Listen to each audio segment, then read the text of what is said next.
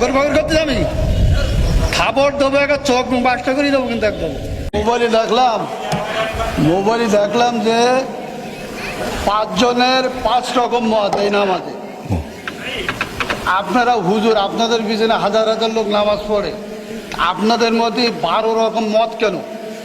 এটা আপনার একজন বললো, প্রথম যে লোক বক্তব্য দিলে যে আলহামদুলিল্লাহ না পড়লে তার পিছনে যে দাঁড়ায় নামাজ হবে না। আচ্ছা, মানে এখন মূল প্রশ্ন হলো আমাদের মত এত বেশি কেন? এইটা এত মত বেশি বক্তব্য দিচ্ছেন, হ্যাঁ সব শুনলাম, আমাদের মধ্যে দ্বিধাবন্ধ পাড়াইতে দিচ্ছেন তো আপনারা।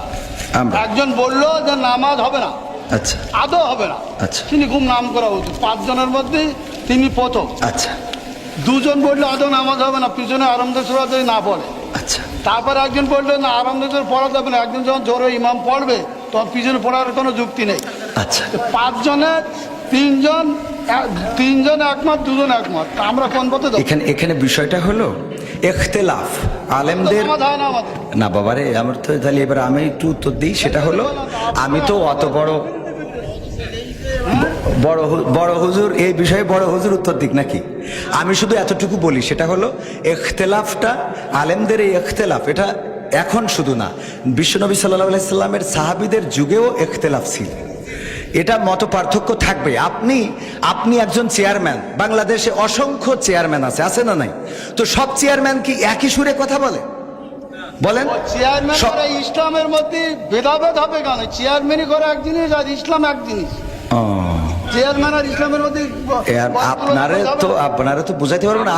আমি যদি বলি, যেমন আপনি একজন আলহাজ মানুষ, দেখেন আপনি সব বাদ দেন, ইসলামের বেসিক কিছু নিয়ম আছে। ইসলামের কোনো সম্পর্ক? আচ্ছা, ইসলামের তো আপনি হজটা করেছেন, তাই না? হজ করেছেন না? আমি যে প্রশ্নটা আপনার কলম, এখানে 600 লোক আছে, আপনি সঠিকভাবে উত্তর। সঠিকটা আপনি তো উত্তরের আগেই তো বকর করতেছেন, আমার উত্তরটা দিতে দেন, আমার কথা তো বলতে দেবেন। তা বলতে না দিলে আমি কি করে বুঝাবো? ফালতু কথা বলিছেন, বলো খবরদার। ল্যাঙ্গুয়েজ সোজা করেন না, সোজা করে দেবো কিন্তু একদম। বলো ল্যাঙ্গুয়েজ সোজা করে বলেন। আমি বলছি আমার কথা তো বলতে দেবেন। ল্যাঙ্গুয়েজ সোজা করে দেবো কিন্তু একদম। বেয়াদব লোক কম নাগার ভগর করতে যাবি খাবার দেবো একটা চোখ বাসটা করে দেবো কিন্তু একদম। আমি প্রশ্ন করলাম যে একজন লোক বলতে তো আলহামদুলিল্লাহ নামাজ পড় না, শুরু না বললে নামাজ আমার ফালতু ভাবতেছি। আমি বলছি আমার উত্তরটা তো দিতে। কোন জায়গায় কি বলতে জানিস? কি লেগে পড়ে জানিস? কম না,